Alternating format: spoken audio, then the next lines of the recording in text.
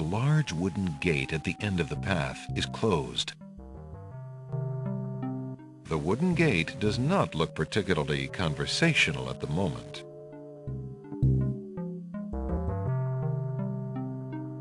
Alexander reaches out to open the gate. Suddenly, the wood trembles beneath his fingertips.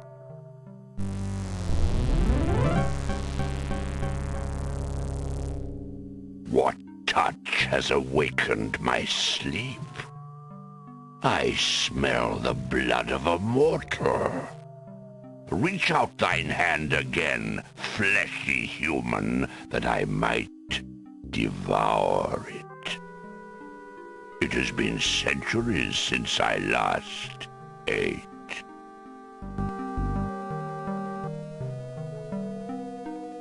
Despite his fear, Alexander summons his bravest voice to command the living gate. I would pass, Gate. I have business with your master. My master and thine, human. I would be pleased to introduce thee. Only step forward and thou shalt meet him shortly. No, thank you. I come to meet the Lord of the Dead with my flesh still intact. And why should I let you pass, human, when I would much rather eat you? I have been told that there is a way for humans to enter Death's realm. There must be something I can do. Some task that will allow me to pass through your doors, Gate. I seem to recall something. A trick. Perhaps, a test. Ah, yes. Should a human try to pass, a riddle is Gate's wont to ask. A riddle it is, then. And if thou wouldst fail to answer Gate, his thirsty jaws will be thy fate. Agreed. Listen as though it meant thy life then, human, for it surely does. My first is foremost legally. My second circles outwardly. My third leads all in victory. My fourth twice ends a nominee. My whole is this gate's only key. My first is foremost legally. My second circles outwardly. My third leads all in victory. The answer is love. Ah, thou traitor of the mortal plane! How didst thou guess love? That riddle should never have been solved. Love is unknown in this realm. Love cannot be banished, even from this place. There are spirits still pining of it on the surface above. Still less can it be banished from my heart. Enough! Burden me not with thy poetry. Pass through, and quickly, before I change my mind.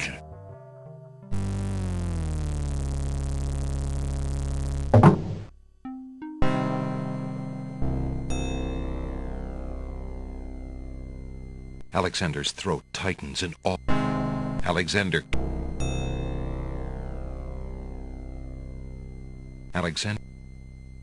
Why have you entered my domain, still wearing your flesh? If you are so anxious for death, you might have found it easily enough in the land of the living. But since you are here, you are most welcome to stay. Kiss my hand, and you will be one with the spirits. There will be no pain. I seek a boon, my lord. Why should death grant you anything, mortal?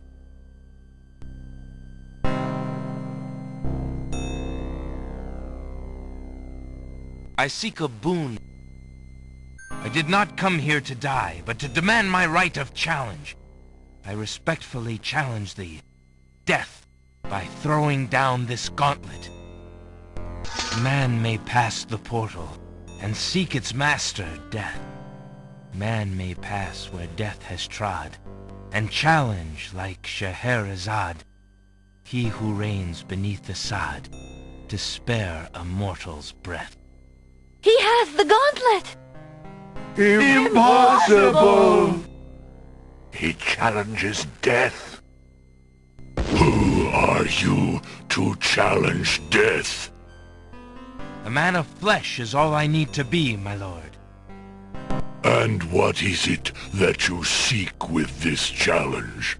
The soul of some dead maiden? I seek the souls of King Caliphem and Queen Ilaria of the land of the Green Isles.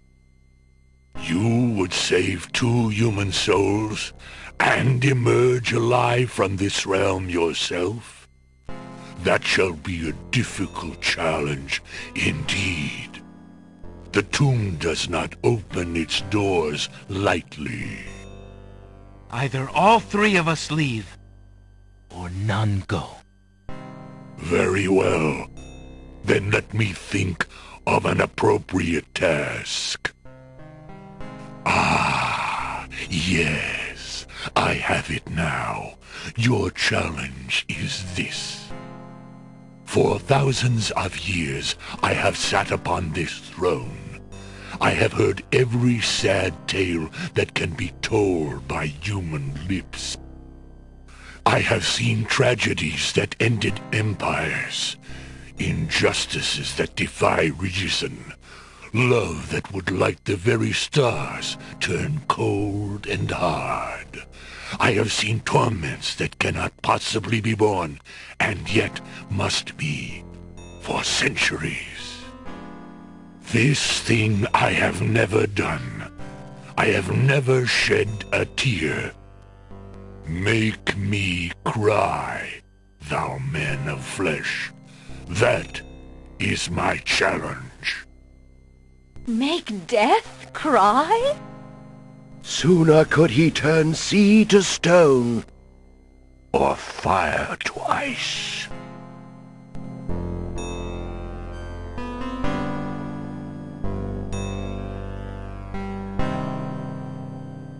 If your existence has been all that you say it has, then truth alone shall be my sword.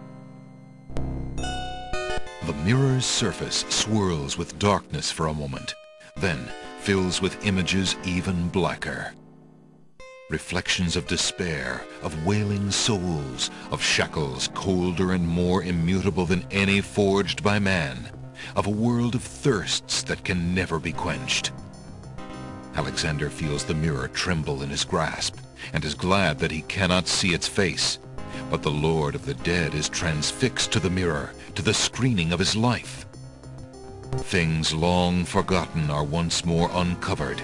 His enslavement to this throne while still a man, the years of watching misery and horror and growing ever more numb to it, the seep of his own humanity, the slow growth of a new thing altogether which became that which he is now.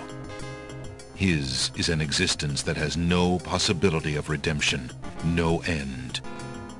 The surrounding spirits draw away in pain. The truth is so sharp it stabs, so intense it sears. Take it away. Make it stop.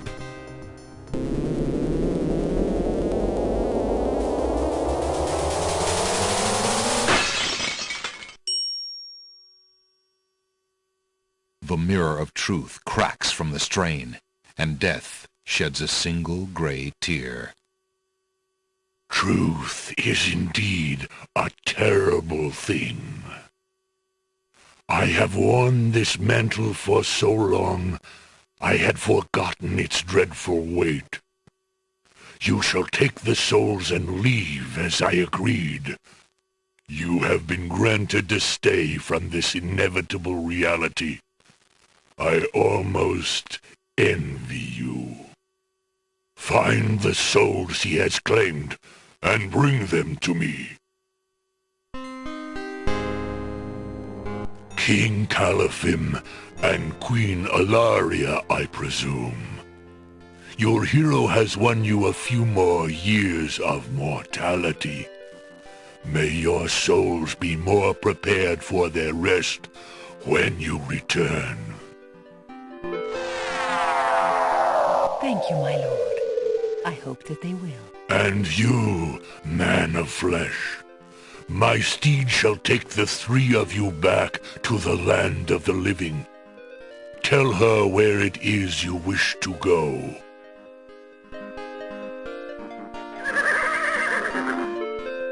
Until we meet again, then, I assure you, we will meet again. No offense, my lord, but I hope that will be many long years from now. It is never as long as you might wish, mortal. Now, begone. Yes, my lord.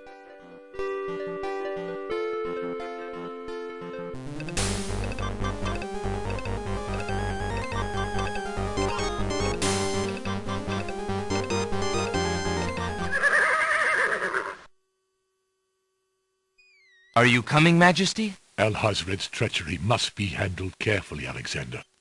Alaria and I must go gather our allies and form a plan. Watch over Cassima. Make sure she comes to no harm. We will return as soon as we can to take back all that has been stolen from us. I will keep her safe until your return. Thank you, son. Your love for our daughter must be deep indeed for you to have undertaken death itself for our sakes. Indeed. May we succeed in what awaits us, and live long together as a family.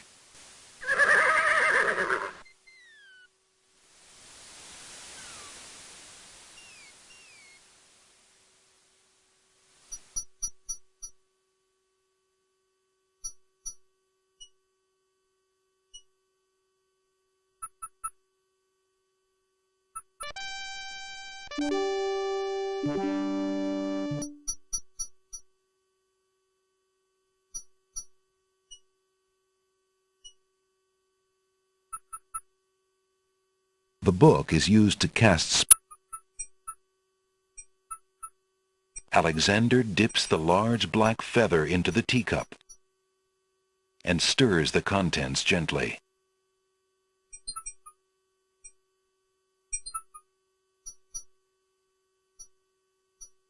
To his amazement, the jet black color of the feather slowly drains from end to tip into the teacup.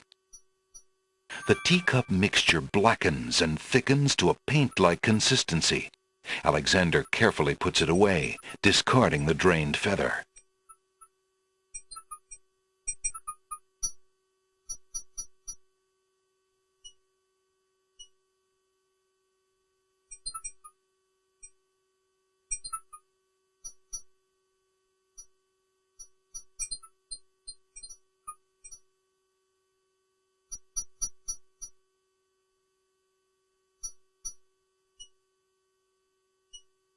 Feeling artistically inspired, Alexander decides to make use of the large blank castle wall.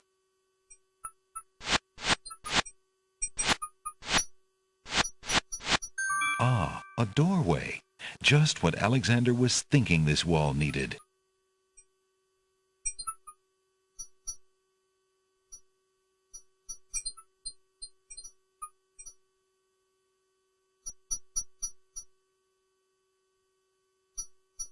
With trepidation, Alexander gathers his strength for the enchantment of the painted door.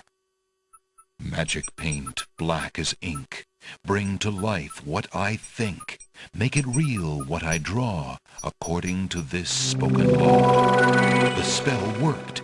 The door has magically solidified. Eager to be inside the castle at last, Alexander opens the enchanted door and steps inside. The magic paint door fades back into the wall. So much for an easy exit.